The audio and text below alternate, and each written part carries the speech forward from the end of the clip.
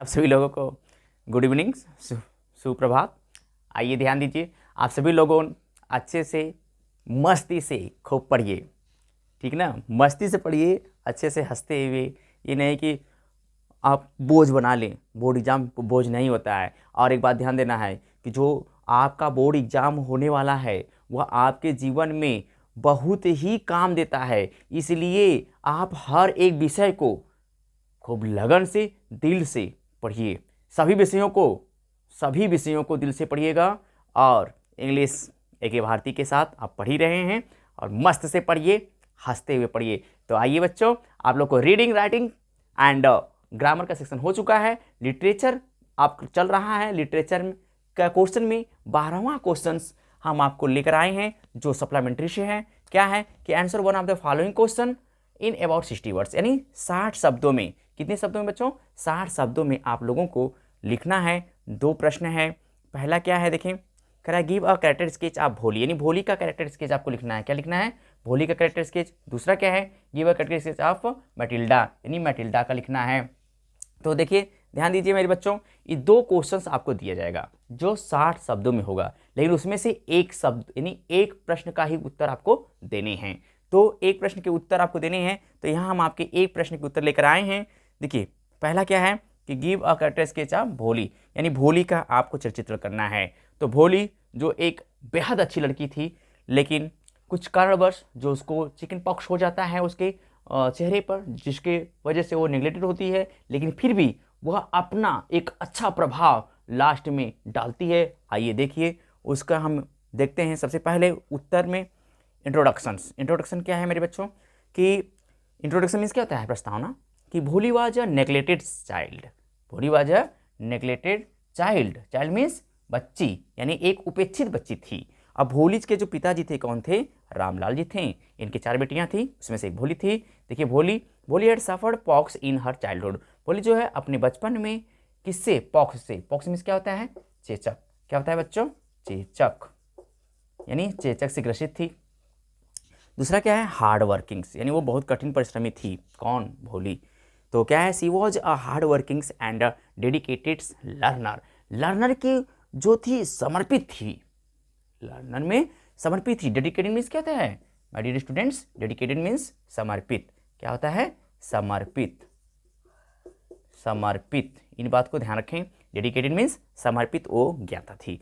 अच्छा, आइए, हर confidence and bold, ये हेडिंग बनाएंगे, हर कॉन्फिडेंट एंड बोल्ड, यानी उसका जो विश्वास और बहादुरी क्या है? यानी her confident and bold attitude to raise her voice against a social evil, यानी जो समाज में बुराइयां थी, उस समाज के बुराइयों के विरुद्ध, अगेंस्ट मतलब के विरुद्ध, वह अपनी आवाज क्या करती है? उठाती है। एटीट्यूड्स यानी प्रवृत्ति, है ना। आइए, एजुकेटेड गर्ल, वह एक शिक्षित लड़की थी। सी वॉज एजुकेटेड गर्ल, वह एक शिक्षित लड़की थी। When she was again going to school, जब वह विद्यालय जा रही थी, तो सी लर्न मोर नॉलेज, वह अधिक ज्ञान सीखी। और उसकी जो अध्यापिका थी उससे बोलना सिखाई, क्योंकि वह बोलती थी हेजिटेटेड में। कैसे? वह बोलती थी हेजिटेटेड में, वह बहुत ही अटक अटक के बोलती थी, लेकिन उसकी जो अध्यापिका थी उसको गहन ज्ञान सिखाई।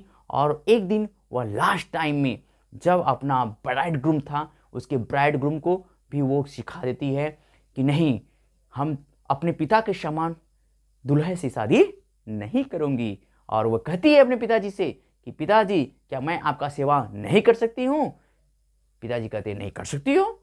और अपने उसकी अध्यापिका भी कहती है नहीं, तुम मेरे विद्यालय में ही पढ़ा करके पिताजी का सेवा करना।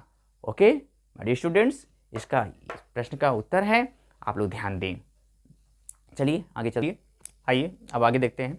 अब देखिए, सप्लीमेंट्री रीडर से आप लोग का जो है ट्रू और फॉल्स 5 नंबर के रहेंगे।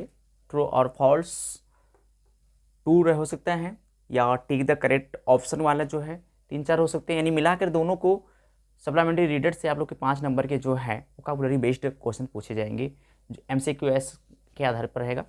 जो देखिए क्या क्या रह सकता है, इसको मैं अपने से लिया हूँ।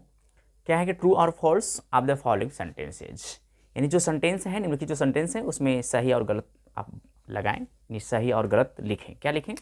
अगर ट्रू है तो ट्रू, फॉल्स है तो फॉल्स। देखिए पहला क्वेश्चन क्या है कि मिसेज जो पम्फरी हैं वह जब पुअर लेडी, क्या मिसेज पम्फरी पुअर लेडी थी?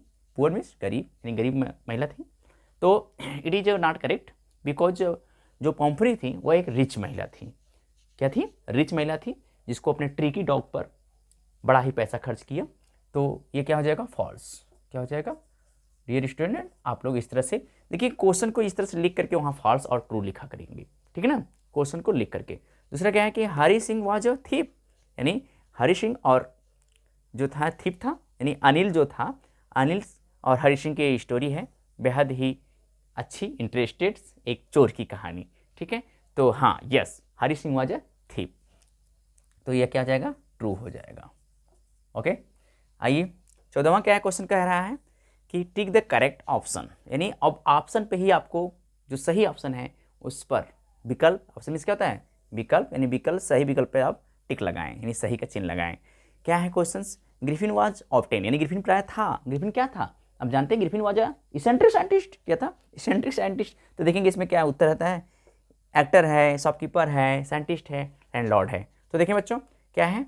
साइंटिस्ट है। तो अपना आंसर जो है आप लोग अपने कॉपी पर लिख करके, अपने कॉपी पर लिख करके देंगे कि वो क्या था? साइंटिस्ट था, ठीक ना। यानी आप कैसे लिखेंगे ध्यान देना है। अगर हम इसको इरेज करें,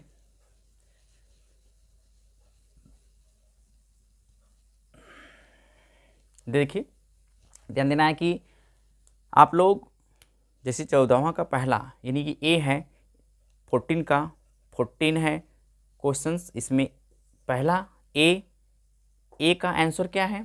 थर्ड है। तो यहाँ क्या लिखेंगे? थर्ड साइंटिस्ट, साइंटिस्ट, यानी इस तरह से आप लिख लेंगे।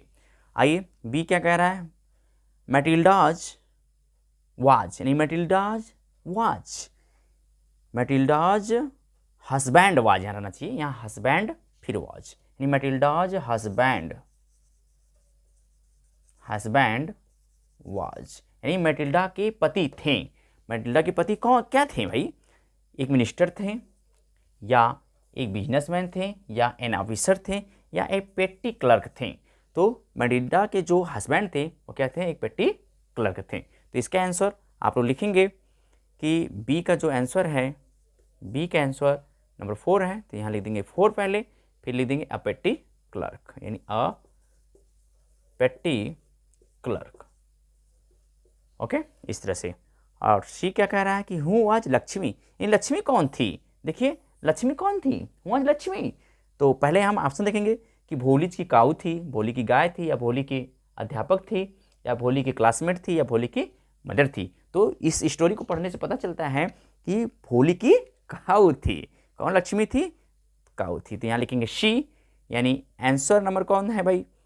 आप देख रहे हैं भोलीज की काऊ पहला ही है, तो यहाँ लिख देंगे भोलीज की काऊ, यानी भोलीज एपोस्ट्रोफी एस काऊ, यानी भोली की गाय। तो ये एपोस्ट्रोफी एस इस तरह से आप बनाएं। ओके, तो देखिए माय डियर स्टूडेंट्स, आज जो है आप लोगों का पूरा एक पेपर ही जो है फिनिश हुआ। तो यह मेरा पेपर जो बनाए हैं हम, कैसा रहा, किस तरह से रहा, जरूर आप कमेंट करके बताएं। और मन लगा करके सभी विषयों को मन लगा के माय डियर स्टूडेंट्स पढ़ाई करें। जब आप सभी विषयों की मन लगा कर पढ़ाई करेंगे तभी आप अपने हाई स्कूल एग्जाम में अच्छा नंबर गेट कर सकते हैं। तो चलिए बच्चों, आज की क्लास हम यहीं ओवर करते हैं। और ध्यान दें, मन लगाकर मन से पढ़ें ताकि आप अपने माता पिता के सपने जरूर साकार कर सकें। जय हिंद, जय भारत,